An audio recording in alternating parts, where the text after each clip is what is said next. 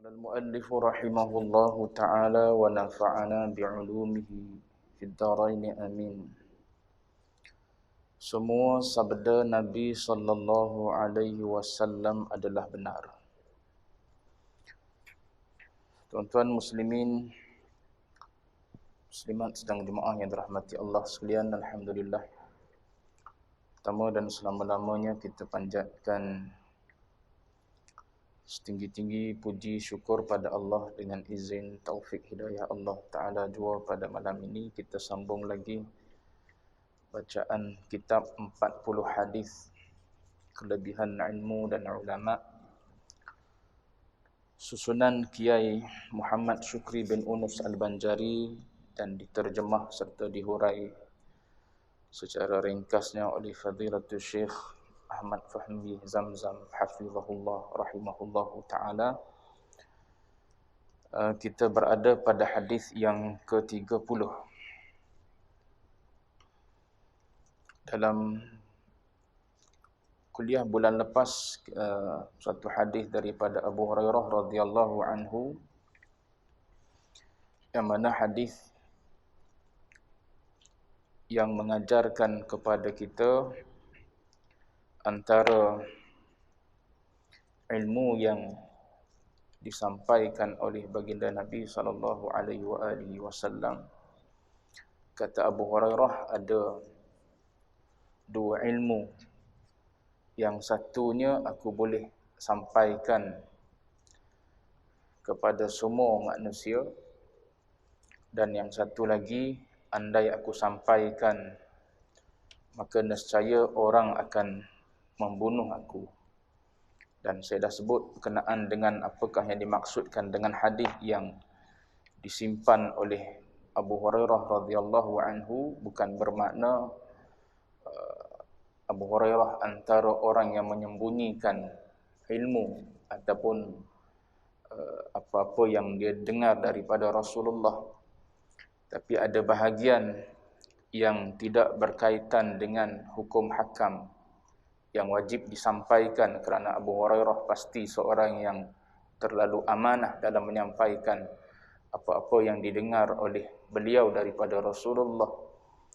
Cuma ulama mengatakan ada perkara-perkara yang dia dengar daripada Rasulullah, khususnya berkenaan dengan peristiwa-peristiwa ataupun orang-orang yang akan melakukan kezaliman.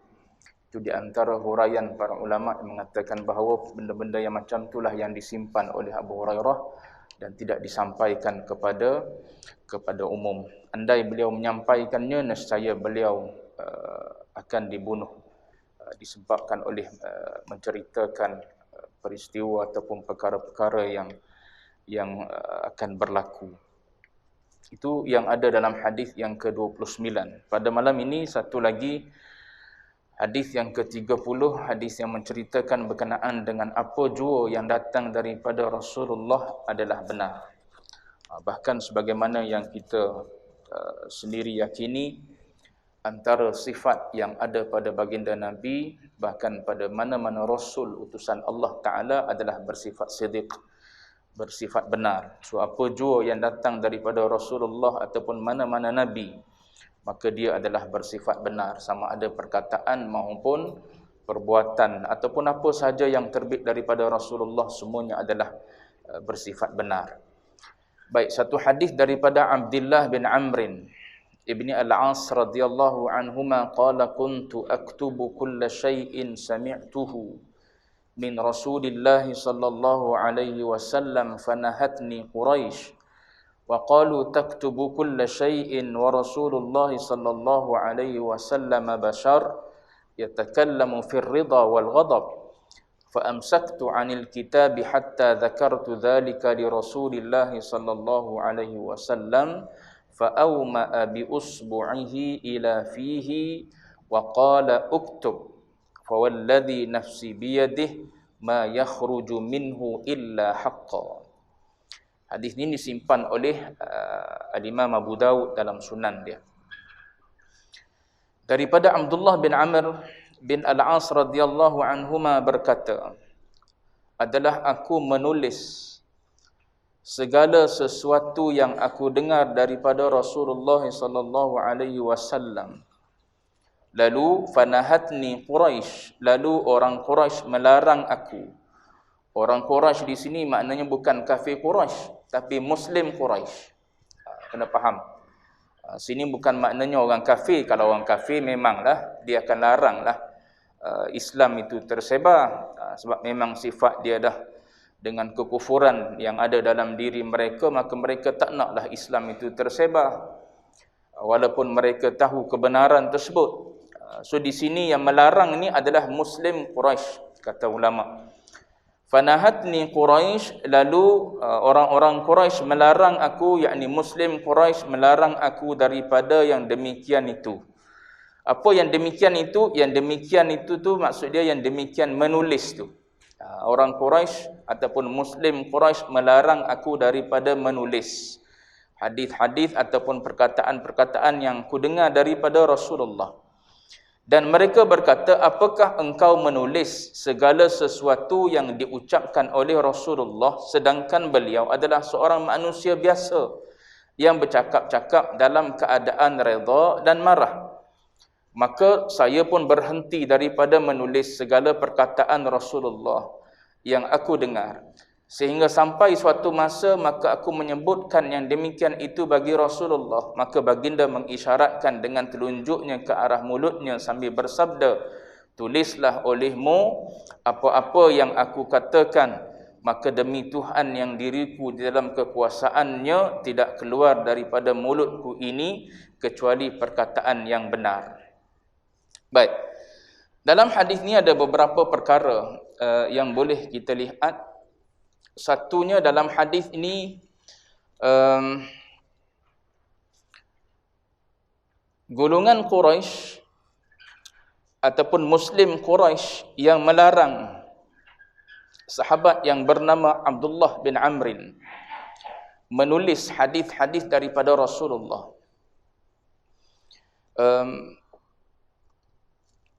Dan mereka mengatakan bahawa Rasulullah itu adalah bashar. Nabi itu adalah manusia. Maksud manusia di situ adalah manusia biasa macam kita. Memang Nabi ni manusia. Ada qasidah, kalau tak silap saya, qasidah Al-Imam Al-Busiri. Muhammadun basharun wa laysa kal bashari. Muhammad ataupun Nabi kita Muhammad sallallahu alaihi wa memang dia seorang manusia. Walaysa kal bashari, cuma ada sesuatu yang luar daripada manusia biasa ada pada Rasulullah. Macam tuan-tuan tengok cerita ni lah. Cerita apa? Cerita Ultraman. Manusia biasa juga. Cuma ada keistimewaan pada dia yang menyebabkan dia tu jadi luar biasa kadang-kadang. Begitulah juga baginda Nabi ni bashar. Dia manusia macam kita.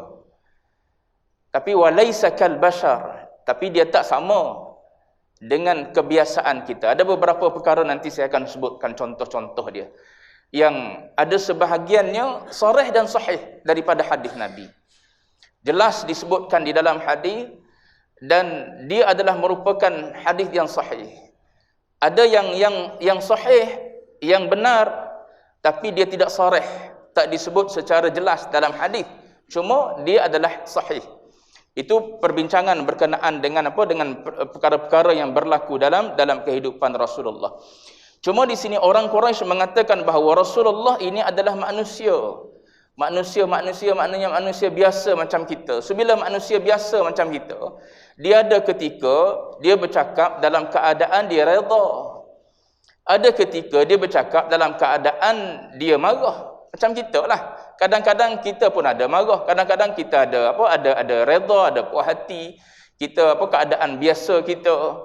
Kadang-kadang kita marah. So perkataan yang keluar pada waktu kita marah boleh jadi tak boleh pakai. Ada orang yang kadang-kadang tengah marah pada bini dia. Waktu tu dia cerai bini dia.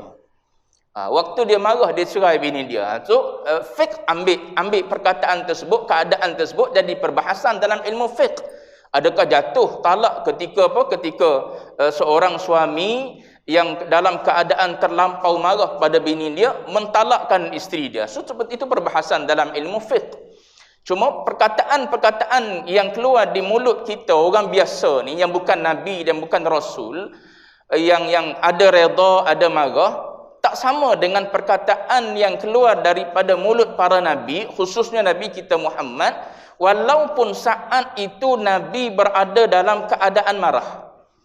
Walaupun sahabat boleh melihat di wajah Nabi kesan daripada apa? Daripada perasaan marah. Kerana wajah Nabi ni para sahabat boleh kenal. Nabi dalam keadaan gembira, Nabi dalam keadaan sedih, Nabi dalam keadaan marah. Wajah Nabi yang putih tersebut, sahabat boleh tengok merah yang zahir di wajah Nabi itu menunjukkan bahawa Nabi berada dalam keadaan marah. Tapi marah yang ada pada Rasulullah ada dalam redha Tuhan. Marah yang keluar daripada kita orang awam boleh jadi masuk dalam kemurkaan Tuhan. Itu beza kita. Marah Nabi masih dalam ruang lingkup keredaan Tuhan. Walaupun Nabi marah, tapi masih dalam ruang lingkup Allah Ta'ala redha. Nabi marah macam mana pun, katakanlah Nabi marah macam mana pun, tapi dia tetap masih berada dalam ruang lingkup keredaan Allah Ta'ala. Adapun kita disebabkan oleh diri kita ni orang biasa yang tidak maksum, apatah lagi diri kita ini adalah bernafsu ammarah, maka marah kita mungkin bukan dalam redha Tuhan, dalam murka Tuhan. Tak kena pada tempat kita marah. Contoh, katakanlah, saya biasa sebut contoh, kita dengan anak kecil kita bawa family pi makan kat kedai, katakanlah.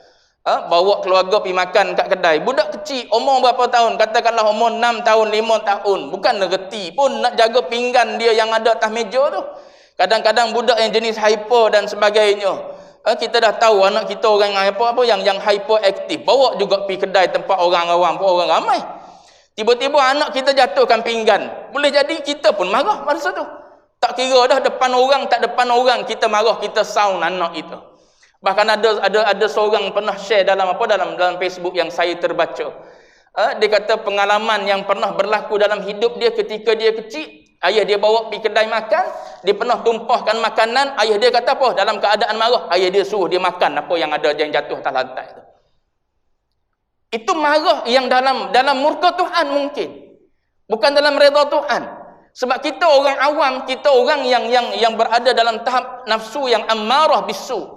Nafsu yang selalu menyuruh kita melakukan keburukan dan kejahatan. Marah kita tak semestinya berada dalam redha Tuhan. Sebab adakah marah itu marah yang dibenarkan oleh Allah, ataupun marah itu marah yang tak dibenarkan oleh Allah? Kalau marah kita itu dibenarkan oleh Allah Ta'ala, maka marah kita berada dalam redha Tuhan. Tapi kalau marah kita itu di luar daripada batas yang dibenarkan oleh agama, oleh Allah Ta'ala, maka marah kita berada dalam murka Tuhan. Adapun Rasulullah dan para Nabi, khususnya Nabi kita Muhammad, kemurkaan yang ada pada baginda Nabi, walau sehebat mana pun, sekuat mana pun marah yang keluar daripada Rasulullah, dia tetap masih berada dalam ruang lingkup redha Tuhan. Sebab tu para sahabat yang faham, tak ada masalah lah soal tersebut.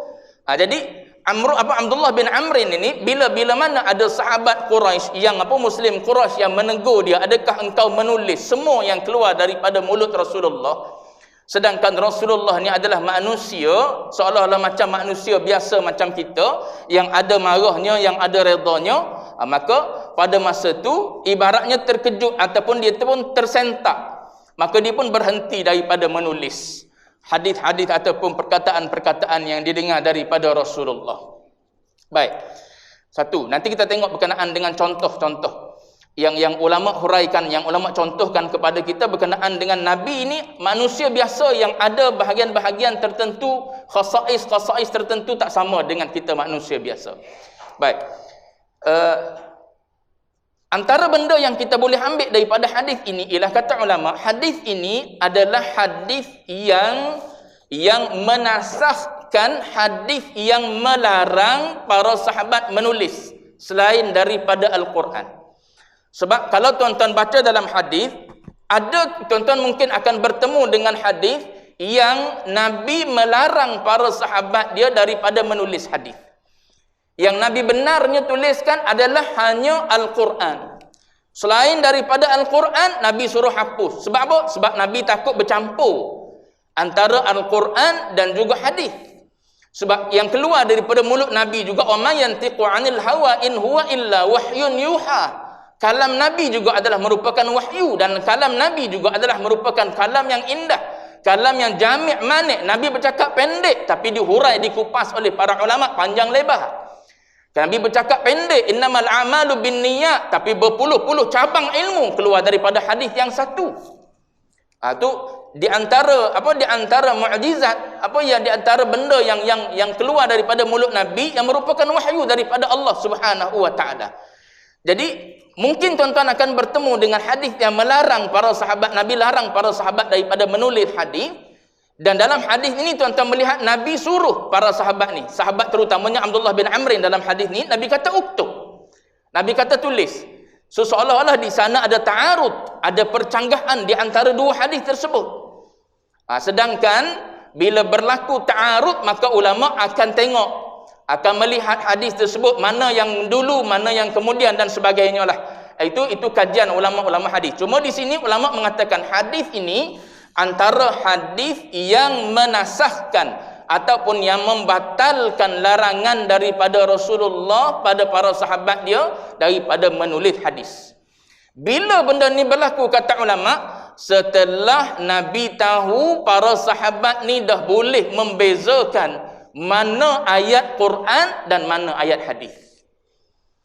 Maknanya bila mana Nabi tengok para sahabat ni rasakhat fi ma'rifatihim, Nabi tengok dah tetap dalam jiwa mereka, maknanya ilmu mereka dah mantap, dah boleh bezakan ini ayat Quran, ini hadis Nabi, ataupun ini wahyu yang berbentuk ucapan Rasulullah. Kalau macam kita, boleh jadi tak tahu beza bagi ayat Quran ataupun bagi hadis. Hadis boleh jadi kita kata ayat Quran, ayat Quran boleh jadi boleh jadi kita kata hadis dan sebagainya lah. Kita orang jahil. Tapi para sahabat ni bila mana mereka dah sampai ke tahap ba'da rusukh ma'rifatihim, selepas mantap mereka punya ilmu, maka Nabi tidak lagi melarang mereka daripada menulis mana-mana perkataan ataupun hadis yang keluar daripada mulut Rasulullah sallallahu alaihi wasallam. Jadi dalam hadis ni Nabi suruh pada sahabat dia uktub, tulislah. Fa wallazi nafsi biyadihi, Nabi mengatakan demi diriku yang berada dalam kekuasaan Allah Ta'ala, tidak keluar daripada mulutku ini kecuali perkataan yang benar. Baik. Dalam hadis ini tuan-tuan, saya sebutkan tadi, ada sahabat-sahabat yang disebutkan sebagai Muslim Quraisy ini mengatakan bahawa Nabi kita Muhammad ini adalah bashar, adalah manusia. Ada ulama susun dalam beberapa rangkap syair. Dia buat dalam beberapa rangkap syair, dia nak tunjuk kepada kita berkenaan dengan khasais Nabi. Bahawa Nabi ini bashar wa laisa kal bashar. Nabi ini manusia tapi bukan macam manusia biasa macam kita. Ada rangkap syair sebut khussa nabiyyuna bi 10 khisal. Nabi kita ni diberikan oleh Allah Ta'ala dengan 10 benda, adapun 10 perkara yang luar biasa ataupun yang istimewa, yang tak sama dengan manusia-manusia biasa. Satu yang disebut oleh rangkap syair tersebut, dia kata lam yahtalim qat wa ma lahu dhilal. Satu dia kata lam yahtalim, dia tak bermimpi. Nabi tak bermimpi. Nanti kita tengok. Nabi tak bermimpi dan Nabi tak punya bayang. Satu. Dengar dulu. Sekali ada orang kata, macam tak sahih je Nabi tak ada bayang. Dengar dulu. Nanti saya cerita. Kadang-kadang orang ni cepat melatah. Yang disebut dalam rangkap syair itu ialah Nabi tak bermimpi. Tuan-tuan nak kena bezakan antara ihtilam dengan ru'ya. Dua perkataan yang Melayu kita terjemah dua-dua mimpi. Dua-dua mimpi. Itu boleh jadi kekurangan bahasa Melayu kita dari sudut vocab lah kot. Ihtilam orang Arab panggil mimpi, kita terjemah mimpi. Ru'ya juga mimpi. Tapi beza antara ru'ya dengan ihtilam. Ihtilam ni dia lebih kepada mimpi basah. Macam tuan-tuan mula-mula balik dululah. Boleh jadi yang dah balik lama pun boleh jadi mimpi basah lagi. Mimpi sehingga mengeluarkan air mani dalam tidur tersebut. Maka itu dipanggil ihtilam dipanggil. Adapun yang tak berlaku pada Rasulullah ihtilam ni. Mimpi sehingga basah. Sebab ihtilam ni kata ulama, kenapa ulama kata tak berlaku kepada Nabi? Kerana dia kata ihtilam ini datangnya daripada syaitan. Adapun yang ada pada para nabi, dia adalah merupakan ru'ya salihah. Itu yang Nabi sebut. Bila mana dekat-dekat aku nak dilantik jadi nabi, maka antara benda yang berlaku pada nabi ialah ru'ya salihah. Mimpi yang soleh, yang indah-indah, yang baik-baik. Aku tengok dalam mimpi itu seolah-olah kafalaqis subuh, seolah-olah seperti fajar subuh yang semakin menyingsing. Maknanya terang, aku boleh tengok dalam mimpi itu dengan jelas apa dia. Baik, dua. Antara khususiat Nabi, Nabi tak mimpi basah dan wala dhilal, dan Nabi tak ada bayang. Itu yang setengah orang bila dia pergi ke pameran replika ataupun pameran betul-betul peninggalan Rasulullah. Kalau replika tak ada apalah, replika ni dia tiru je. Tapi kalau betul-betul barang itu adalah barang Rasulullah, maknanya daripada cebisan tubuh badan Nabi. Ada sebahagiannya kalau kita tengok orang tu dia pergi, dia bawa torchlight, dia suluh dia nak tengok bayang ada ke tak. Tu wallahu alam lah, saya pun tak tahu. Cuma rambut lah terutamanya, dia suluh tengok rambut tu ada bayang ke tak ada bayang. Cuma benda tu benda khilaf di kalangan ulama lah. Baik, lagi kemudian mengatakan wal ardu ma yakhruju minhu tabtali'. Bumi ni apa-apa sahaja yang keluar daripada Nabi Muhammad, Nabi kita Muhammad secara khususnya, tabtali', maknanya segala jenis kotoran yang keluar daripada Nabi. Yang dimaksudkan di sini ialah buang air besar lah. Apa-apa yang dibuang oleh Nabi dalam bentuk buang air besar ataupun buang air kecil, maka bumi akan terus telan. Maknanya tak ada sisa. Tak ada sisa yang boleh kita tengok ataupun yang boleh kita hidu, yang boleh kita cium, tak ada. Dia terus ditelan. Itu dalam rangkap syair tersebut. Kadzalika dzubabu minhu mumtani'. Kata penyair itu, dia kata begitu juga dengan zubab. Zubab ni maknanya lalat. Lalat tak akan pernah hinggap pada Rasulullah. Kita kadang-kadang lalat datang. Tuan-tuan tengok orang-orang yang berada di negara luar terutamanya, yang tak cukup makan dan sebagainya, kita tengok kadang-kadang penuh di hurung lalat. Di Rasulullah tak pernah walau seekor lalat hinggap. Itu dalam syair tersebut. Kemudian tanamu ainahu wa qalbuhu la yanam. Mata dia tidur tapi hati dia tak tidur. Kita mata tak tidur, hati tidur. Kalau mata tidur lagi hati tidur. Tu kita. Tu kita bashar biasa. Adapun Nabi tak, mata tidur tapi hati tak tidur. Hati tetap dengan zikrullah, hati tetap ingat pada Allah Ta'ala. Kemudian penyair tersebut min khalfin yara kama yara amam. Nabi ni melihat depan, melihat belakang sama melihat depan, gitu.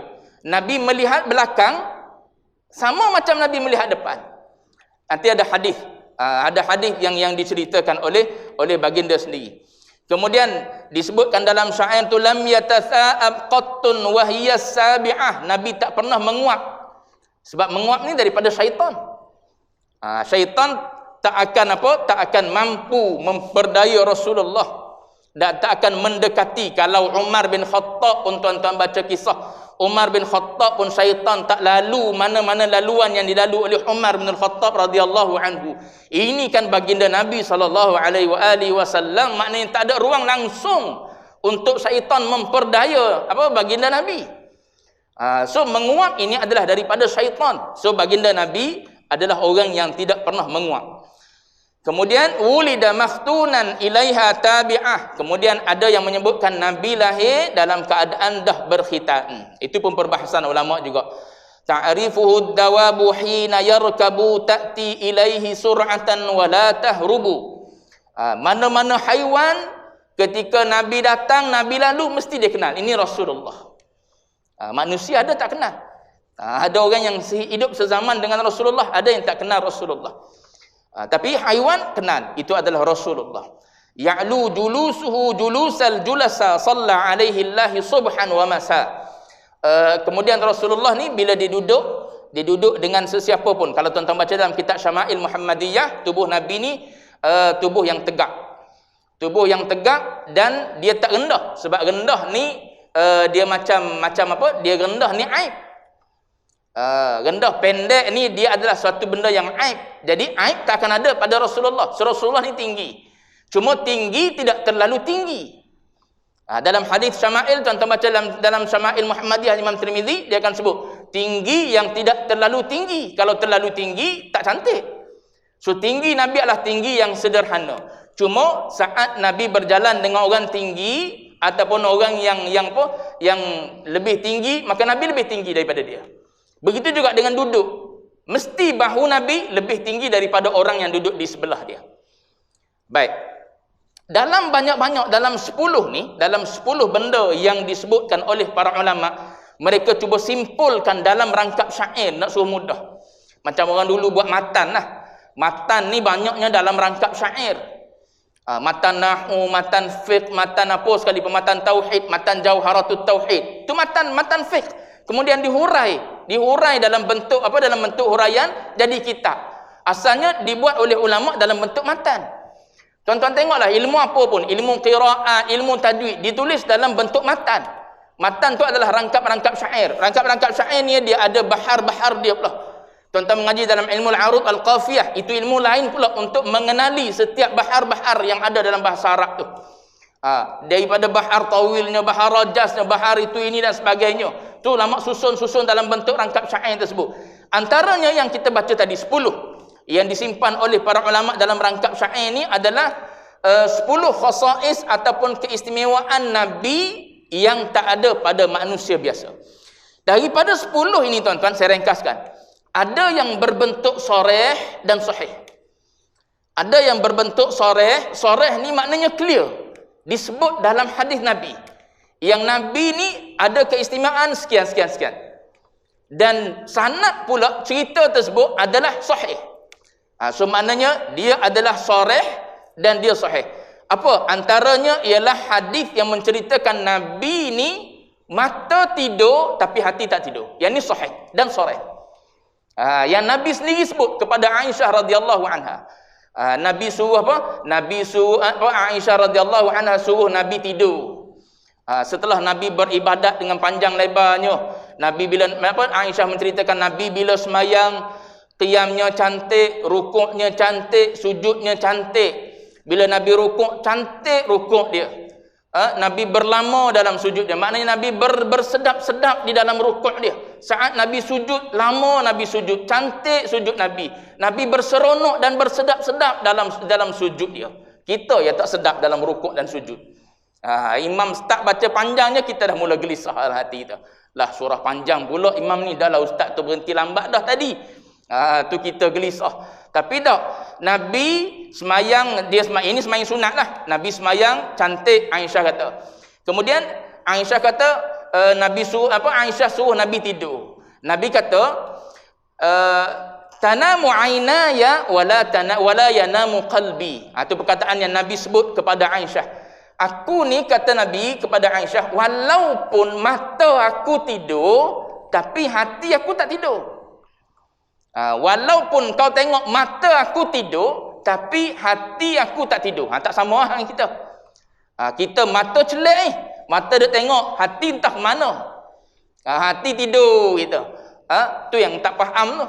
Kan anak-anak kita mengaji di sekolah, cikgu mengajar dua masa, 2 jam, habis tu 1 jam mengajar. Tak faham, tak tahu benda pun cikgu mengajar. Tu maknanya mata je celek. Mata celek tengok pada cikgu tu. Sebab apa? Sebab takut cikgu terbedal. Sebab takut cikgu tu rotan. Tapi bila tanya tak boleh jawab. Bagi soalan tak boleh jawab. Kau belajar apa? Ya sebab hati dia tak belajar. Adapun Nabi, hati dia tetap tak tidur. Hati dia sentiasa tak tidur, sentiasa hidup walaupun mata dia tidur. Yang ni sahih-sahih. Begitu juga kisah haiwan yang mengadu kepada Rasulullah. Unta yang datang kepada Rasulullah. Ni saya nak bagi tahu kisah yang ada dalam antara ciri keistimewaan Nabi yang ada dalam rangkap syair tadi, yang sahih dan sahih. Antaranya ialah mana-mana haiwan pasti kenal Nabi. Antaranya ialah yang disebut dalam hadis seekor unta yang datang mengadu kepada Nabi berkenaan dengan apa yang dilakukan oleh tuan dia pada dia. Guna khidmat dia tapi tak bagi keperluan dia.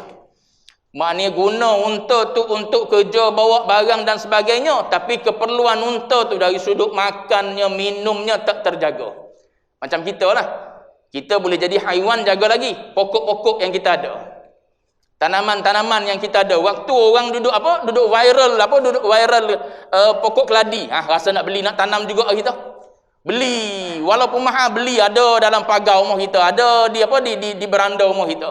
Tapi tak pernah siram. Duk harap pada hujan. Hujan tak apalah, kalau hujan turun adalah air dia boleh minum, dia boleh gunakan untuk dia buat makanan dan sebagainya. Tapi kalau tak hujan, so itu benda-benda yang perlu kita perhati bila kita nak jaga benda tu benda hidup. Walaupun nama dia pokok, walaupun nama dia haiwan. Kalau haiwan kita nampak dia boleh bergerak, ni pokok. Boleh jadi kita nampak macam dia tak bergerak, so kita tak berasa dia hidup. Kita pun tak jaga makan minum dia. Keperluan pokok kita kena jaga. Ini unta yang diguna oleh seorang sahabat, tapi keperluan unta tersebut tak dijaga, tak dibela. Lalu dia datang mengadu kepada Rasulullah. Dia cerita kepada Rasulullah berkenaan dengan apa? Berkenaan dengan tuan dia.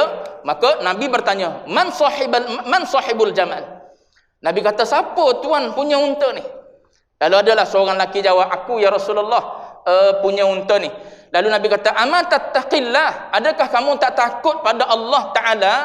Kamu membiarkan haiwan kamu ini, kamu guna dia seguna-gunanya untuk perkhidmatan, tapi kamu tak menjaga kebajikan haiwan tersebut. Ama tattaqillah fi hadhil bahimah, Nabi sebut. Kamu tak takut pada Allah Ta'ala ke? Tu macam kita. Kalau nak bela haiwan, beringat dalam keadaan kita membela haiwan, mesti kita jaga kebajikan haiwan tersebut. Maknanya haiwan ni dia tetap ada perasaan. Jadi haiwan tu datang mengadu kepada Rasulullah, so Rasulullah menyelesaikan masalah. Ini hadis sahih. Begitu juga dengan hadis yang Nabi kata, aku tahu apa yang berlaku di belakang, sebagaimana aku melihat di depan. Pernah Nabi nak semayang, Nabi suruh sahabat-sahabat betulkan saf. Nabi suruh sahabat-sahabat betulkan saf, dan Nabi kata, fa wallahi, demi Allah, ma yakhfa alayya khusyu'akum. Tak pernah tersembunyi daripadaku. Maknanya aku tak pernah tak tahu tentang kekhusyukan kamu, dan aku tak pernah tak tahu tentang rukuk kamu. Maknanya walaupun Nabi nampak menghadap ke arah kiblat, tapi para sahabat yang ada di belakang tu Nabi boleh nampak sebagaimana Nabi tengok di depan. Ini hadis sahih yang sahih. Nabi sebut tu, inni la arakum min wara'i dhahri. Aku tengok kamu daripada belakang aku. Seolah-olah macam ada 2 mata lagi di belakang Rasulullah, sehingga Nabi boleh melihat para sahabat dia yang ada di belakang. Baik. Itu di antara 3 daripada 10 yang disebut oleh para ulama daripada hadis yang sahih, jelas disebut dalam hadis tersebut, dan juga hadis-hadis tersebut adalah hadis sahih.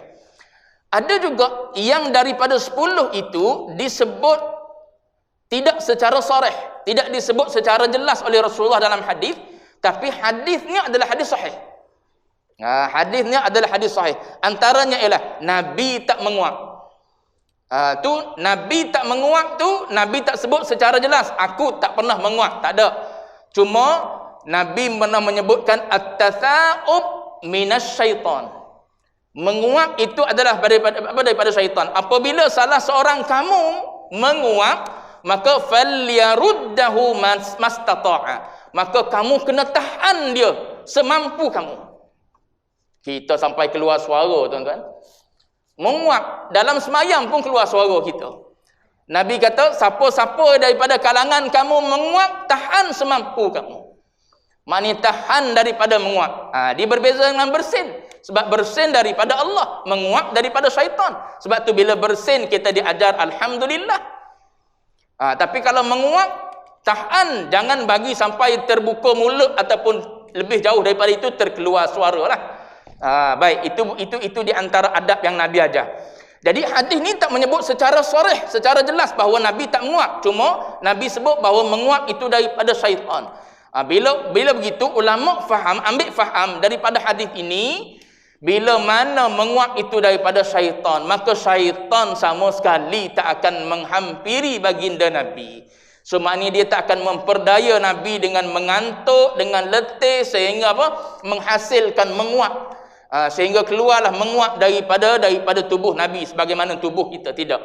Itu ulama ambil faham daripada perkataan yang Nabi sebut tidak secara sharih. Begitulah juga Nabi yang tak berihtilam ni, yang tak mimpi basah ni. Sebab Nabi pernah menyebutkan ar-ru'ya as-salihah minallah wal hilmu minasyaitan.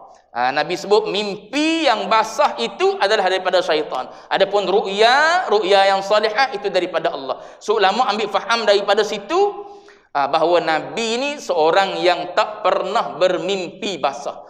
So kalau Nabi mandi selepas daripada tidur tu, maknanya Nabi Nabi bersama dengan isteri dia. Bukan maknanya Nabi bermimpi sehingga basah, so Nabi mandi. Tak. Dan baki lagi daripada 10 itu jadi perbahasan ulama. Ada yang mengatakan sabit, ada yang mengatakan tak sabit. Cuma yang tu saya tak nukilkan. Cuma perbahasan di kalangan ulama mendatangkan dalil-dalil dia lah. Ada daripada perbahasan dalam kitab dia.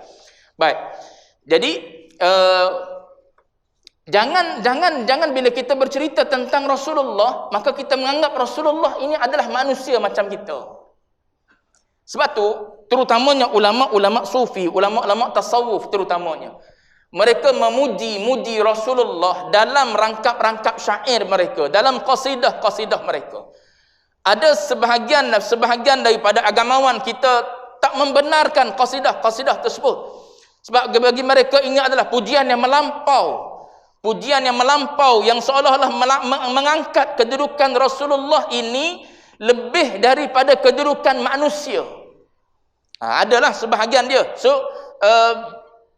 maknanya ada perbahasan dan pendapat yang berbeza-beza di antara agamawan sendiri. Cuma ulama mengatakan walaupun Nabi kita ini adalah manusia disebut oleh innama ana basyarum mithlukum, ayat Quran pun sebut aku ini adalah manusia seperti kamu. Ya, Nabi adalah manusia seperti kita dari sudut fitrah kemanusiaan. Maknanya Nabi ada suka kepada perempuan, Nabi ada suka kepada kepada bahagian-bahagian tertentu yang ada dalam dunia ni. Nabi pernah sebutkan, aku diberi rasa cinta dan kasih kepada dunia kamu. 3 perkara Nabi sebut. Nabi sebut dalam hadis tersebut. Cuma yang selebihnya Nabi ada keistimewaan yang lain. Sebab tu para ulama, khususnya ulama tasawuf, dalam mereka memuji dalam qasidah-qasidah mereka memuji dan mereka tak pernah meletakkan Nabi ini setaraf dengan Tuhan. Cuma memang di Rasulullah mesti akan ada keistimewaan yang lebih daripada kita. Sebagaimana yang saya sebutkan tadi, dalam lima perkara yang sharih dan sahih yang disebutkan dalam hadis, itu sudah menunjukkan Nabi ini lebih istimewa jauh daripada kita. Apatah lagi dengan kedudukannya sebagai Nabi dan Rasul yang terakhir, ulul azmi. Di antara ulul azmi dialah yang terbaik, yang terhebatnya. Bahkan ada hadis yang mengatakan aku kuntu nabiyyan, aku adalah nabi saat itu Adam masih lagi dalam keadaan turab. Adam pada masa itu masih lagi dalam keadaan tanah lagi. Aku dah jadi nabi, aku dah berada di alam ruh, dah dilantik oleh Allah Taala sebagai nabi. Masa tu Nabi Adam belum lagi ditiupkan roh oleh Allah Subhanahu wa taala. Ya, sebab Nabi hidup kita ini memangnya sudah tertulis oleh Allah Subhanahu wa taala sebelum kita ada. Jadi aku ini adalah nabi yang bakal dilantik oleh Allah Subhanahu wa taala ketika mana Adam masih belum dijadikan manusia yang sempurna, punya jasad dan roh.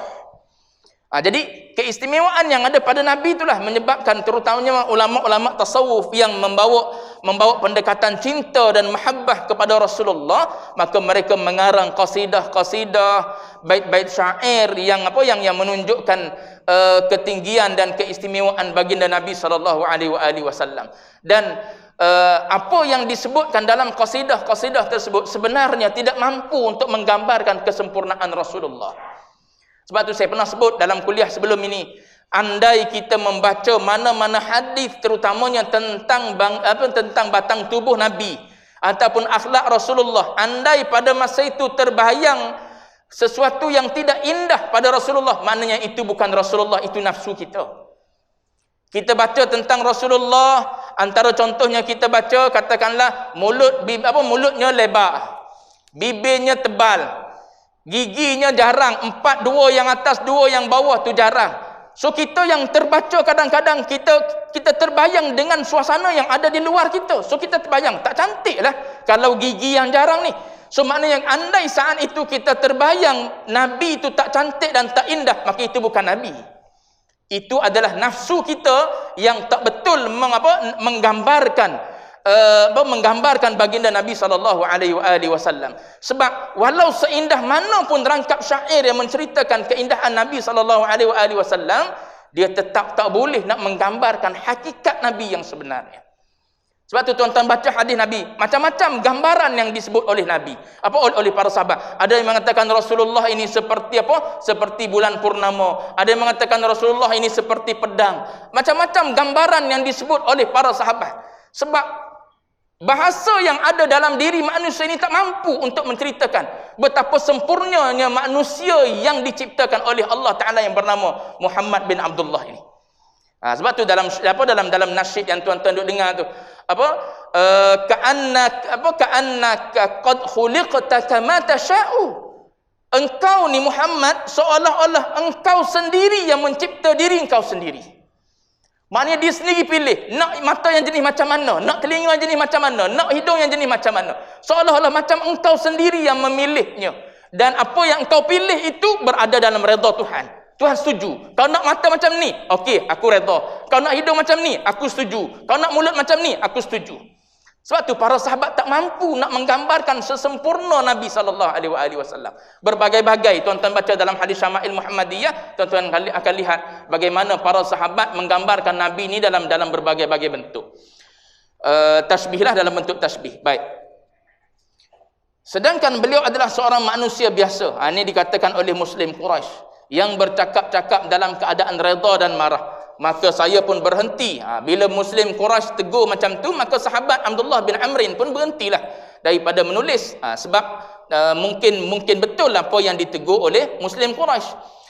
Maka aku pun berhenti daripada menulis segala perkataan Rasulullah sallallahu alaihi wasallam yang aku dengar. Sehingga sampai suatu masa maka aku pun menyebutkan yang demikian itu bagi Rasulullah sallallahu alaihi wasallam.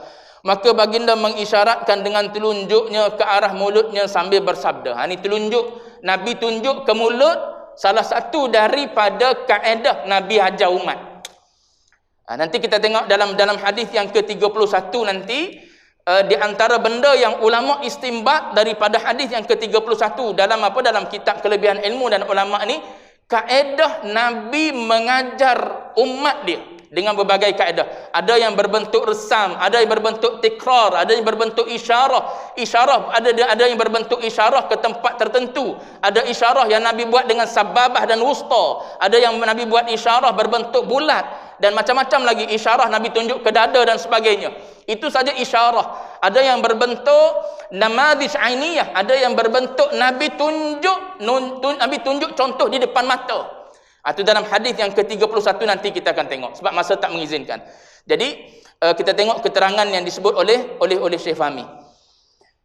Maka baginda mengisyaratkan dengan telunjuknya ke arah mulutnya sambil bersabda, tulislah olehmu apa-apa yang aku katakan, maka demi Tuhan yang diriku dalam kekuasaannya tidak keluar daripada mulutku ini kecuali perkataan yang benar. Keterangan Syekh Fahmi, Nabi kita Muhammad sallallahu alaihi wasallam walaupun beliau seorang manusia, namun Allah Ta'ala telah memberikan kepadanya beberapa keistimewaan. Di antaranya ialah beliau adalah seorang yang maksum. Maksum bererti terpelihara daripada segala dosa, baik besar ataupun kecil, perkataan atau perbuatan. Jadi tidak ada perbuatan atau perkataan Nabi SAW itu yang tidak benar. Semua perkataan dan perbuatan Nabi adalah benar. Semuanya benar sekali. Bahkan diiyakan oleh musuh-musuh Nabi sendiri. Diiyakan oleh Abu Sufyan, diiyakan oleh diiyakan oleh Abu Jahal. Tuan-tuan boleh lihat dalam sirah Ibnu Hisham ada menukilkan kisah Abu Jahal ditanya oleh anak saudara dia sendiri berkenaan dengan Rasulullah, adakah engkau tidak membenarkan Rasulullah dengan apa yang dia kata setelah engkau kenal dia sebelum ni? Kata Abu Jahal, aku kenal dia sebelum ni, dia memang seorang al-amin dan dia tak pernah berdusta pun. Habis tu kenapa dia tak beriman? Ya, sebab dia inat. Dia ada sikap tak nak menerima ajaran yang benar walaupun dia tahu benar. Sebab apa? Nak meneruskan legasi kekufuran yang dia warisi daripada apa? Daripada nenek moyang dia. Tu tuan-tuan boleh tengok dalam sirah. Ada kisah Abu Sufyan yang berdialog dengan Hercules. Berkenaan dengan apa? Hercules bertanya kepada Abu Sufyan, adakah engkau mendustakan Muhammad? Tidak. Abu Sufyan pun tak mendustakan Muhammad, cuma Abu Sufyan ni di hujung pada Amul Fathi dia akhirnya beriman kepada Allah dan kepada Rasulullah. Baik. Jadi apa yang datang daripada Rasulullah sama ada perkataan atau perbuatan adalah benar. Allah Ta'ala telah memelihara beliau dari segala dosa baik besar ataupun kecil sebelum menjadi Rasul atau setelah menjadi Rasul. Begitu juga dengan Nabi-Nabi yang lain. Habis itu huraian bagi hadis yang ke-30. Akan datang insya-Allah hadis yang ke-31, memelihara ilmu dengan cara menulisnya. Wallahu a'lam. Wa ilmuhul atam.